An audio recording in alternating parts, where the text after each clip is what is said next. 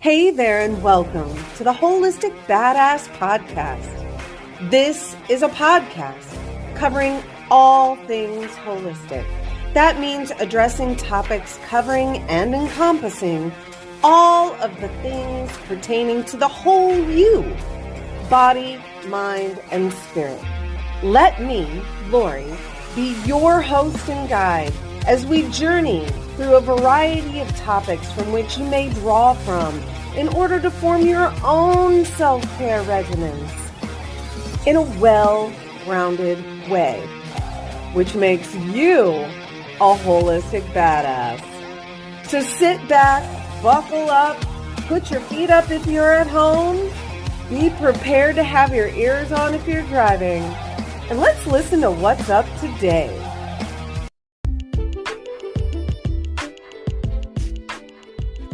The information presented in this podcast is for informational and self-education use only.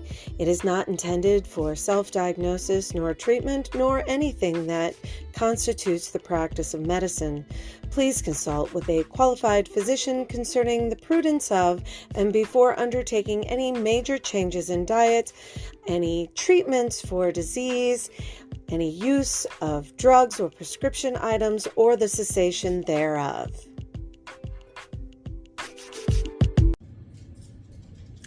Hey there, holistic badasses. I'm back. Brief hiatus, just trying to take care of some scheduling things and get things worked out. Today, I have for you a solo cast. I know you're bummed.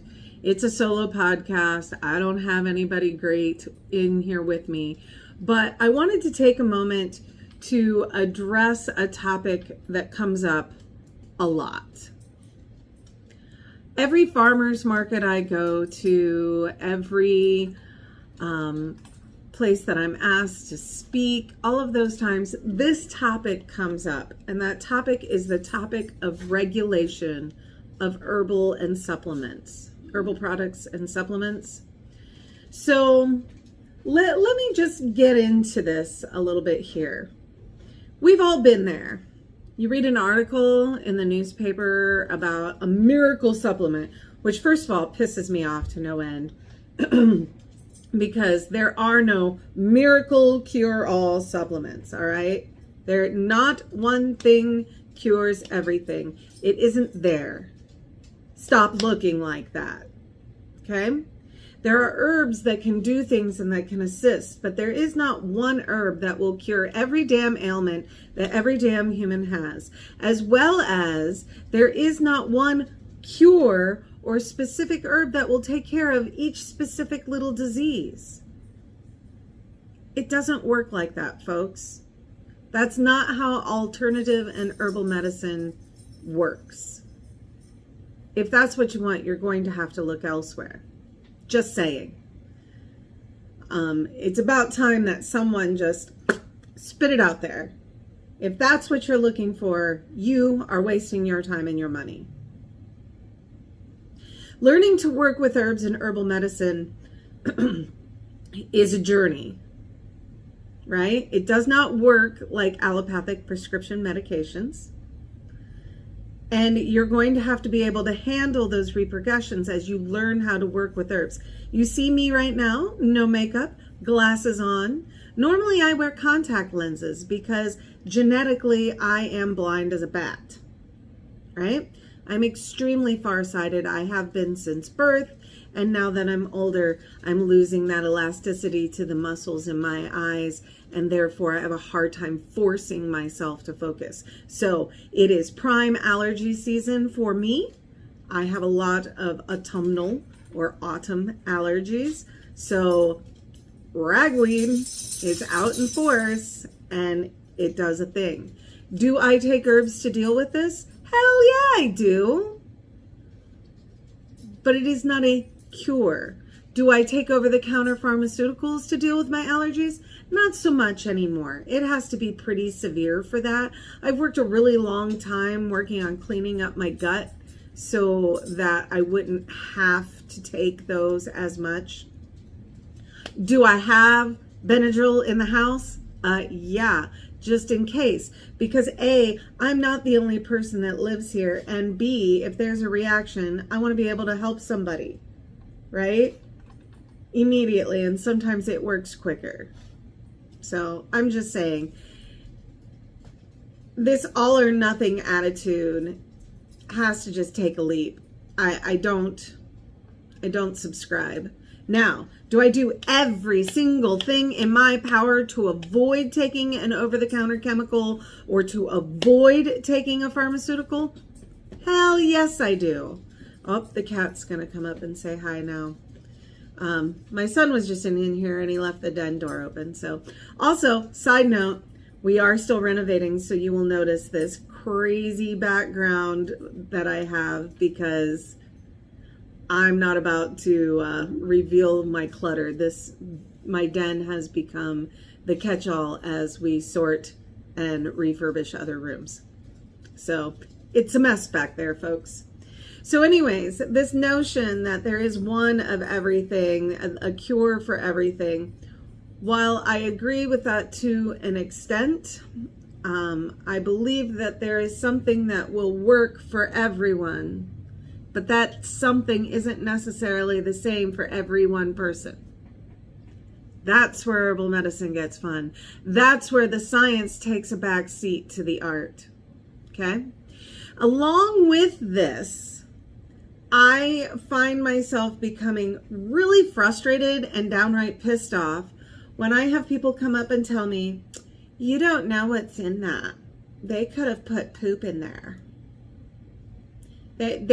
You don't know what they put in there. They just fill it full of cornstarch. It's not regulated. Anybody can put anything in a capsule. Man, that argument just burns my bridges.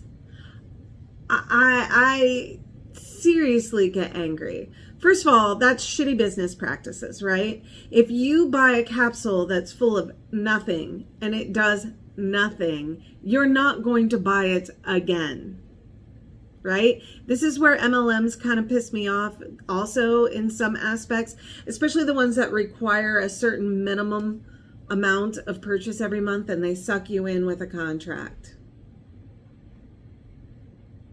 If a company does that, I become very skeptical of said company. So maybe you might want to exercise that skepticism as well. But here we go. I have the exact verbiage and I will read it to you. Dietary supplements are covered by the FDA, that is the Food and Drug Administration in the United States. Canada has a similar organization, a similar government body. Mexico has a similar government body. Australia has a certain similar government body. I just don't know the letters or the acronyms for them. The EU, the European Union, they have a governmental body overseeing these things.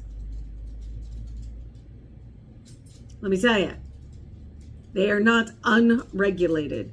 They fall under Food and Drug Administration. All right? In order to sell herbs in supplement form, that means in a capsule or in a tincture, to sell them. Like anybody can make encapsulated herbs. Anybody can make an herbal tincture. Anybody can make an herbal extract. The clincher, you can't sell it. You make it for you. You can make it for your family. You can give it to a friend as a gift.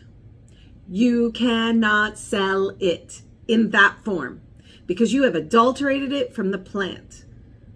Okay? Now you can grow the plant and sell it as a fresh plant. That falls under the USDA. In the state of Ohio, where I am at, the USDA takes care of anything sold at farmers markets, including cottage bakeries. Okay? These are things you need to know. So therefore, if I grow fresh herbs and I sell you that fresh cut herb, it then is a food product that is overseen by the USDA. What you do with that food product once you get home with it, that's all you, boo. Likewise, teas, tea blends. Those are USDA. So know the difference. Once it is processed into a supplement form, that is in a capsule, in a tincture, in an extract, those things fall underneath the FDA, Food and Drug Administration. You must be registered with the FDA as a food processing facility and or warehouse, because you're required to keep samples out of every batch that you make. And I will look up, I'm not entirely certain right now how many years that is. I believe it's 2 years from manufacture. You have to hang on to one sample from every batch that you make. And it has to be warehoused and cataloged. You have to save back a certain quantity so that there is enough for testing should anyone report an adverse side effect. Right? So like, in order to be a supplement manufacturer, you have to have space. All right? So let's talk about the things, the hoops you have to jump through. The current good manufacturing practices for packaging, labeling, and manufacturing dietary supplements are pretty lengthy. You have to go through inspections. The inspections are done by the health department, right? And they take care of that for the FDA and the USDA. You have to be in a commercial kitchen.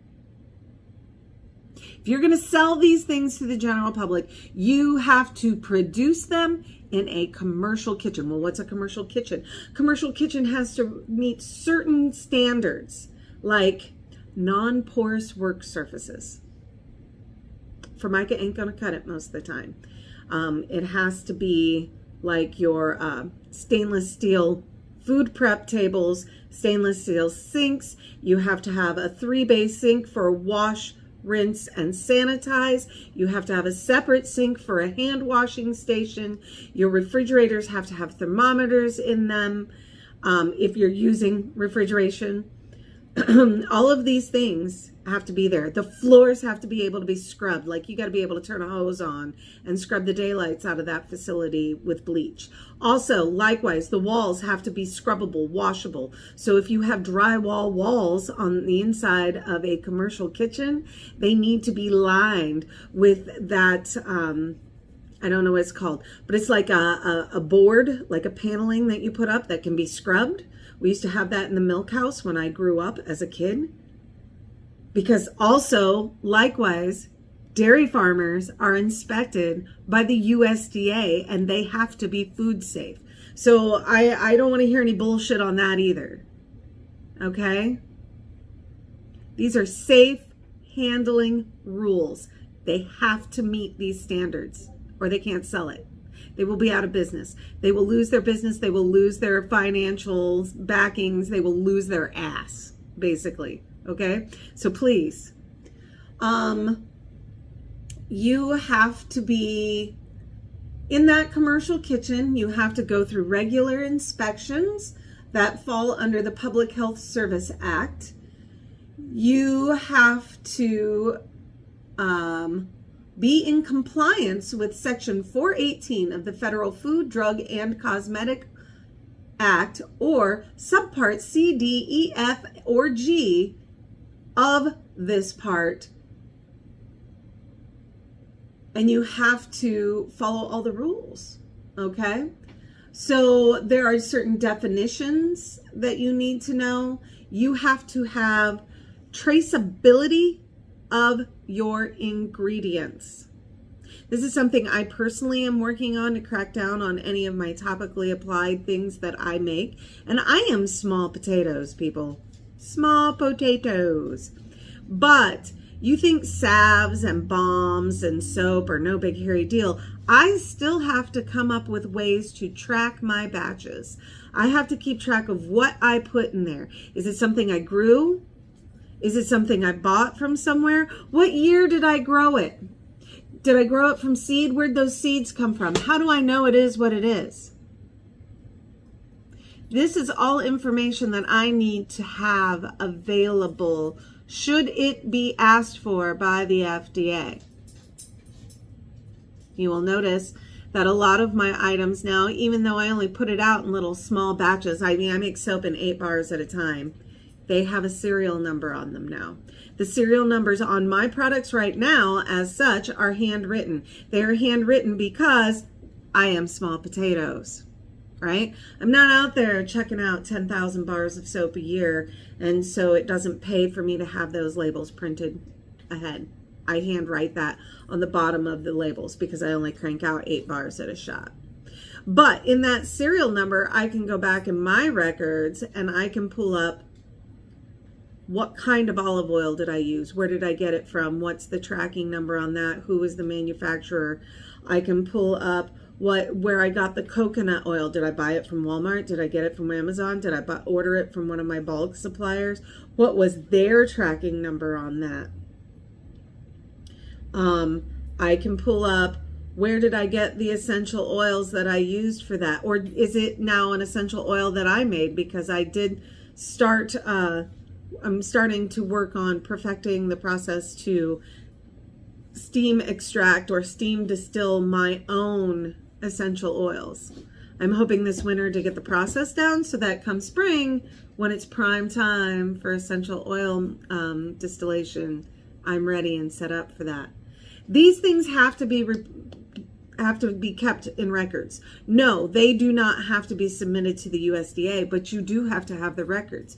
You should be going a step further. There are independent labs that you can send out your supplements to. So let's say I make a tincture, right? And I want to make a tincture that contains milk thistle, burdock, and yellow dock, right? That's what I want. I have to list out on that label what part of the plant I used. Where did I find that plant? Where did I grow that plant? Did I plant it myself and grow it? Or did I go harvest it? Did I wildcraft it out of a field at my brother's organic farm? I have to have all of that information. I have to, then after I do the extract, which then requires something called an SOP, which is a standards of procedure or a standard of process. That SOP, right, basically maps out what the process is for making that item. A general procedure.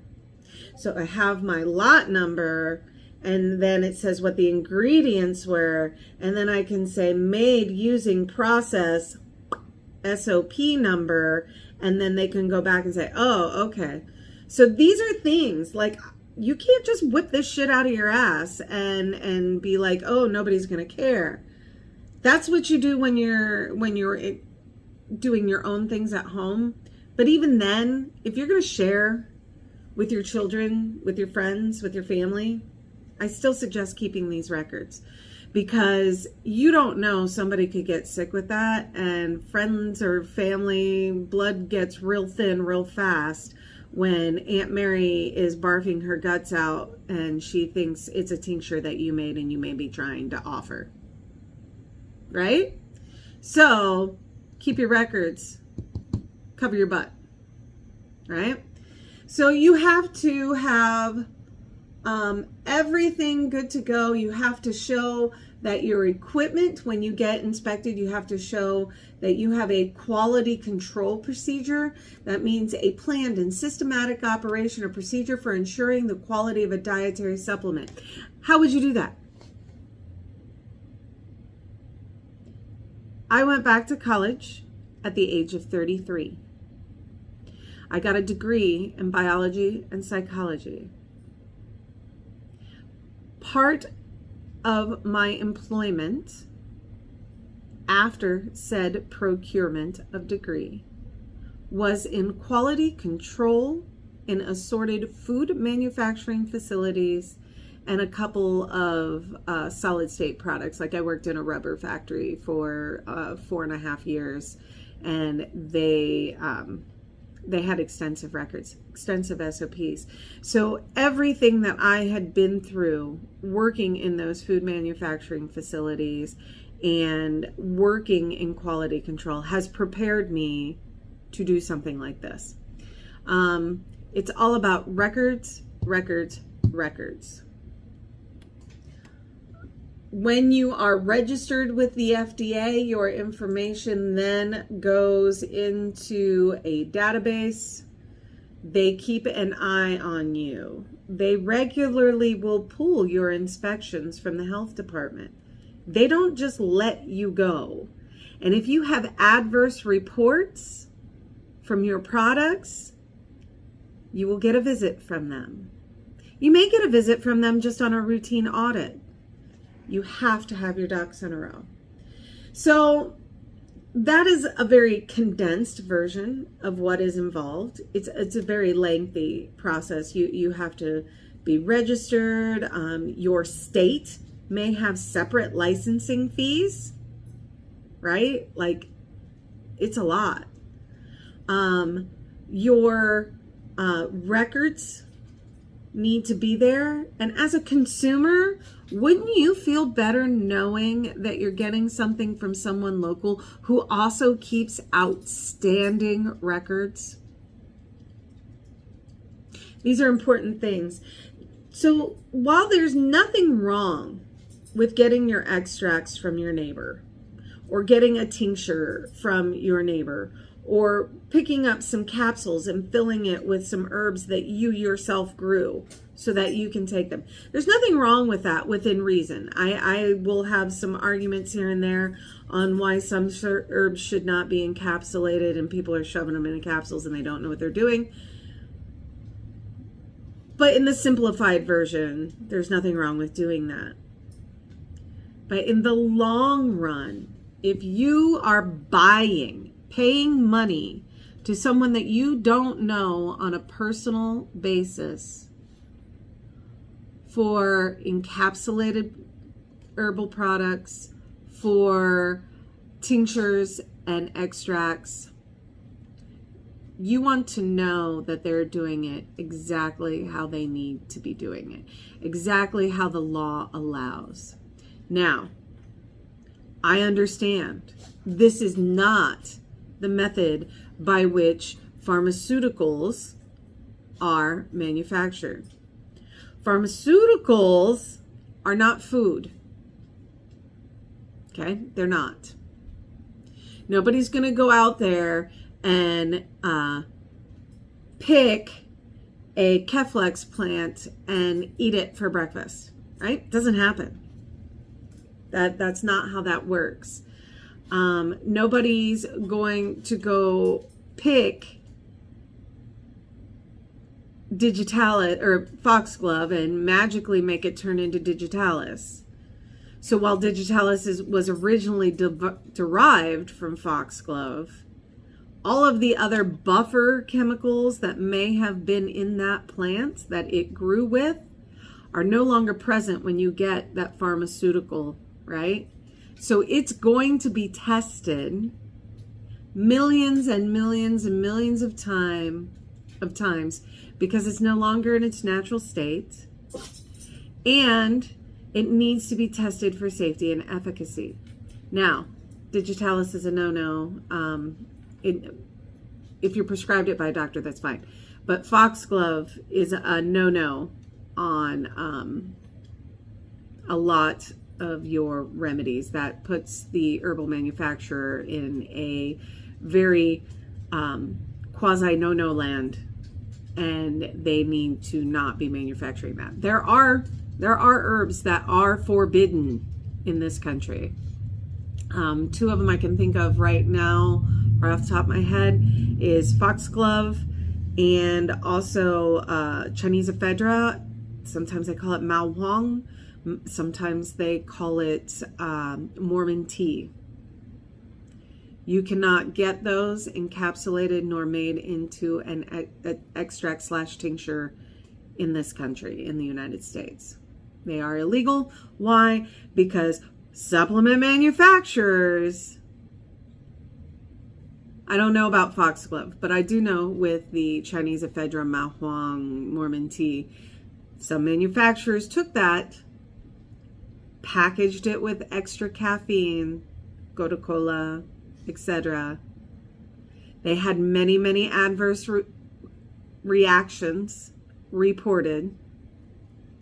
In my opinion, mainly it's because people don't read the damn labels and they think if one is good, 20 are better. That's my opinion. And then they report it to the FDA, or you go to an emergency room, you get sick, they want to know what you took. You tell them it is their duty, their job at the emergency room to then report that. And that then becomes the FDA shutting the herbal manufacturer down. Okay? Larger herbal manufacturers, like very large scale encapsulators, big name brands that everybody knows, they're required to test the raw products that they get in from overseas to prove that what they got is what they intended to get.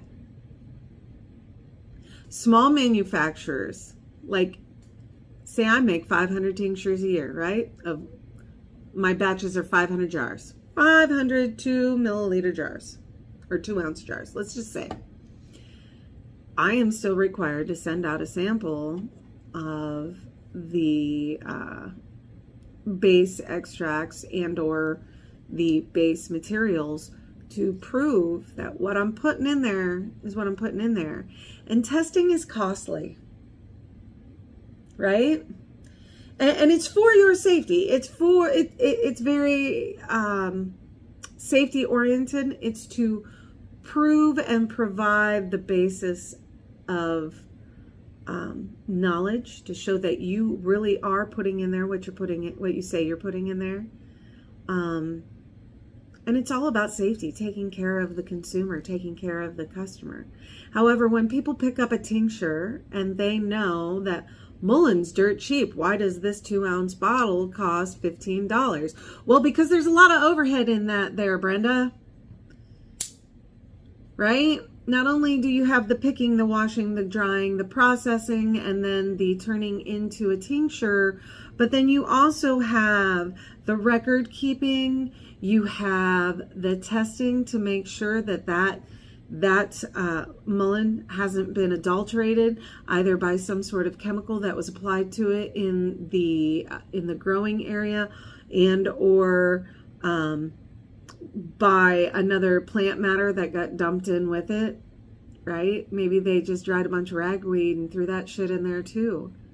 You don't know until it gets tested, okay? So that overhead, ensuring your safety, costs some cash. It's called capitalism. We're all about it in the United States. Unless you want to buy something, in which case then it's your job and duty, I guess, to bitch and complain. I don't know. But these are added overheads. This is one reason why some food products cost so much, because they have extensive food safety protocols. Yogurt, fermented foods, they're a little more pricey. They have extensive laboratory processing, including microplating for microorganisms, to prove that what you have really is yogurt. It really is bacteria that will make yogurt, and then it's not full of things like E. coli and botulism, right? It's overhead. You don't see it, but when it fails, you'll see it, right? When your quality control in a food manufacturer or supplement manufacturing facility fails is when people see it. And then they bitch and complain, where was the oversight? So as you can see, supplements are very much regulated. As you can see, I feel very passionately about quality control. As you can see, I also feel very passionately when people complain and say that they are not regulated. They are. They are just not regulated like pharmaceuticals, because pharmaceuticals are ultra processed chemical components that in their single form can kill people, right? If you want that kind of testing done on your supplements, then you will have to submit to how much oregano are you allowed to put in your spaghetti sauce. Be a different preference for everyone, wouldn't it? Some people it gives a stomach ache. Some people can eat the whole damn jar dry oregano right out of it. Who's going to test that? Why the hell would you want that tested? Isn't that a personal preference? Isn't that a personal tolerance? Isn't that something that adults should use their own common sense on? This is why good herbalists will tell you to start with very small amounts of an herb when you use it, very small amounts of the tea. Try it. See how it sits with you. Make sure that it is something that doesn't make you sick. Make sure it sits with your stomach well. That is why they tell you to do that. Because everybody's different. And even though a lot of us have been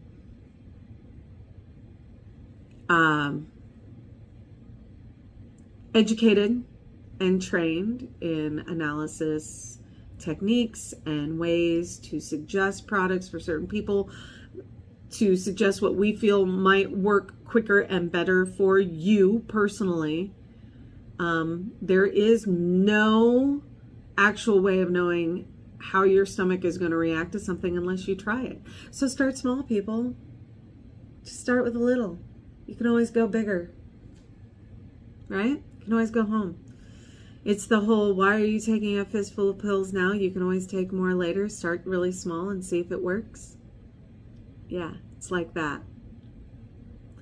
So, thank you for joining me for my rant. And it really is kind of a rant. I've been wanting to do this topic for quite a while, and as I move into doing more research so that I can set myself up to further my business into the territory that I want, I wanted to share the information with you. Anybody can find this information. You are actually going to be looking at the Code of Federal Regulations. You're looking for Title 21. Part 117 is current good manufacturing practice, hazard analysis, and risk-based preventative controls for human food, which covers herbal supplements. Part 111 is current good manufacturing practice in manufacturing, packaging, labeling, or holding operations for dietary supplements. They do overlap because a supplement is a dietary supplement, which means it is food-based, right? You're not going to dietarily supplement with prednisone or an SSRI medication. Nobody has a Prozac deficiency, right? So these are things. If you want to look them up, that's where you're going to find them. Federal Code of Regulations, Title 21, Chapter 1, Subchapter B, Part 111, Part 117. And then supplement manufacturers need to be registered as such as a supplement / food manufacturer. They have to submit to regular health department inspections, just as a restaurant would, which requires that they have certain things present: hot water, disinfectants, the sinks, the stainless steel countertops, the non-porous floor, non-porous walls, proper refrigeration available. You also have to register where you're going to keep those supplements that will be later used for batch sampling. These are important things. These are things that are very real. These are things that large-scale manufacturers have to do. Even small scale manufacturers have to do. So unless you're getting your tinctures from your neighbor, your mother, your sister, I would like to say guys, there are some dudes that make it, but historically I think there's more women. That is my own opinion. That is conjecture. I did not look it up. I'm sure I could find it if I wanted to, but I did not look that up. So don't say I'm out here stating facts when there are none. But I mean, these are things. These are things that you need to know. So, moving on a topic I feel a little less hostile over, let me move along then, just as a reminder to let you holistic badasses know that HerbalCon 2026 is coming. The ticket sales have begun, and the door entries are at $5 until the day before Christmas Eve. I've done this on purpose so that you can buy tickets for you and your loved ones and give them away as a Christmas present and be like, hey, look what I got for you. You're totally into herbs. You're totally into holistic wellness. You do that homesteading thing. You're out there growing your own food. You're into these things. You want to go foraging.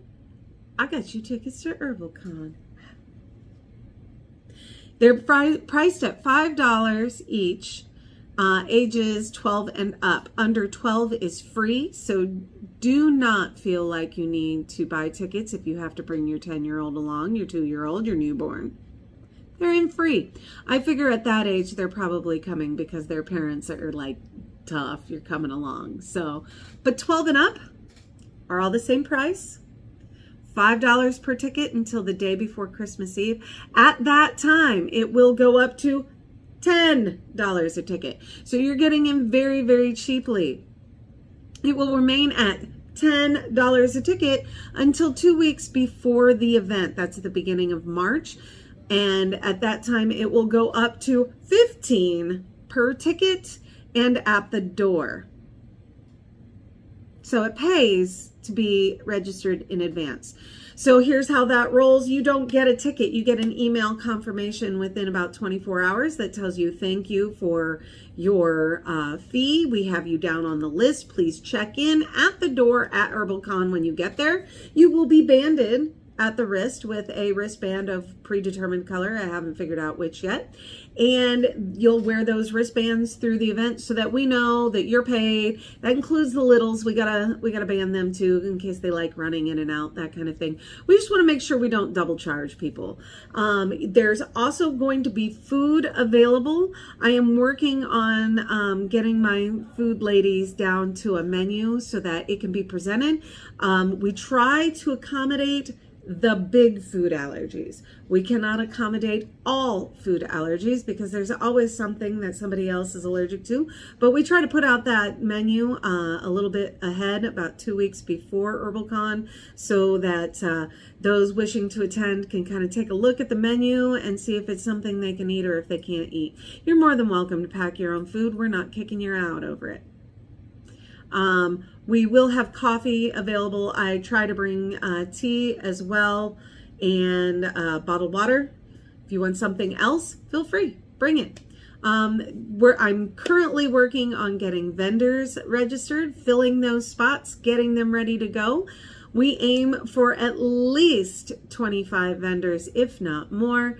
This year's program so far, because I'm not completely done with it, so far I am going to be presenting a program on A Tale of Three Mints. This is going to be a comparison of 3 mint plants that are the first ones that pop up every single spring.